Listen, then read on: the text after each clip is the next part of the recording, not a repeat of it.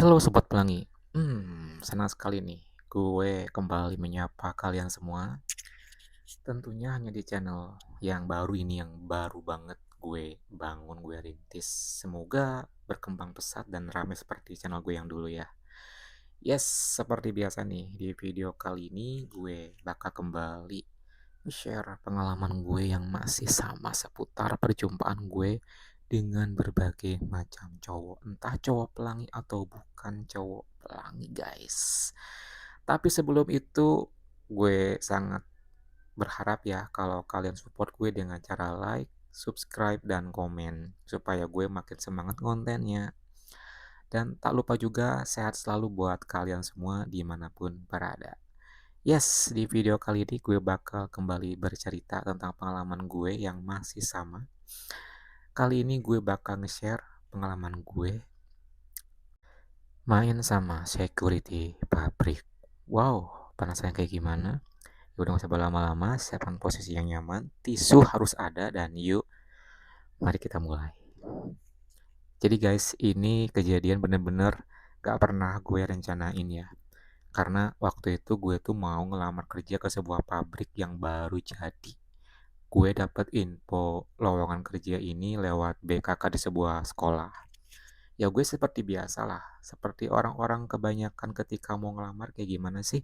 Gue siapin lamaran, gue tulis CV gitu kan. Terus juga gue persiapkan segala macam keperluannya. Nah waktu itu kebetulan nih bahwa si lamaran ini diharuskan dititipin ke security di pabrik itu guys. Jadi mau nggak mau gue harus menitipkan lamaran gue ini ke pos satpam di pabrik tersebut.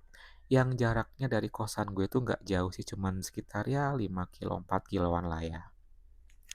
Nah pagi hari itu gue langsung gercep tuh, Senin pagi ya. Langsung menuju ke pabrik untuk menyerahkan lamaran. Berharap diterima gitu. Gue berangkat dari kosan sekitar jam 8 dan tak lama kemudian gue pun tiba di pabrik itu dan langsung menuju ke pos security untuk menyerahkan lamaran gue ini. Udah tuh sesimpel itu.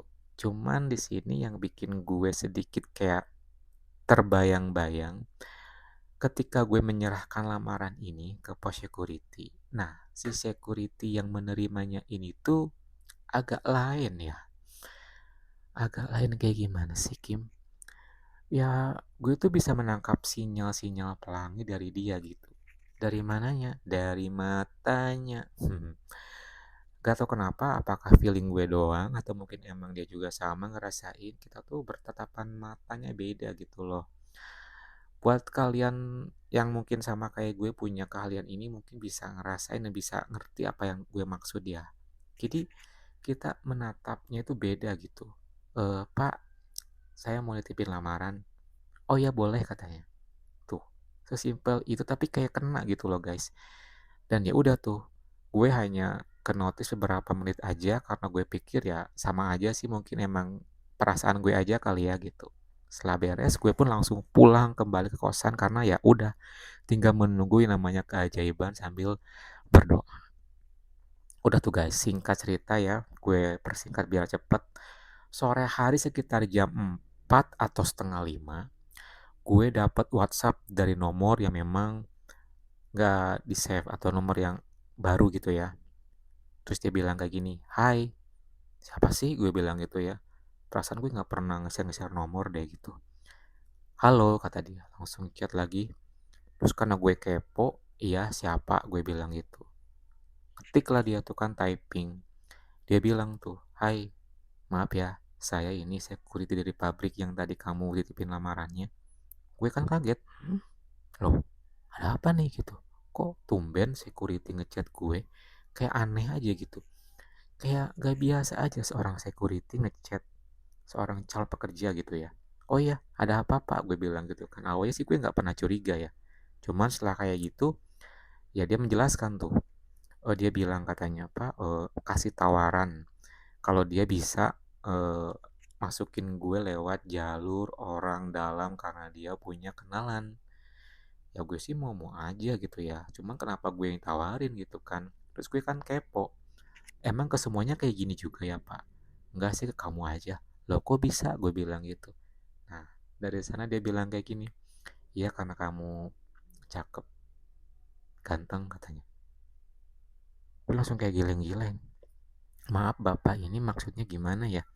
Iya, tadi ketika kamu ketemu sama saya di pos security, jujur sih saya suka sama kamu. Kamu juga suka kan sama saya, kata dia. Lah, kok to the point banget nih orang? Tapi emang sih jujur gue juga suka sama dia gitu. Makanya ketika dia bilang kayak gitu ya gue pun juga kayak apa ya, kayak menyambut sekali gitu. Iya sih Pak gitu. Dari awal juga aku udah feeling kalau Bapak sama kayak aku gitu. Ya udah, kalau misalnya kamu mau, kamu bisa datang ke kosan saya nanti sore jam 7-an, kita obrolin di sana gimana sambil ngopi.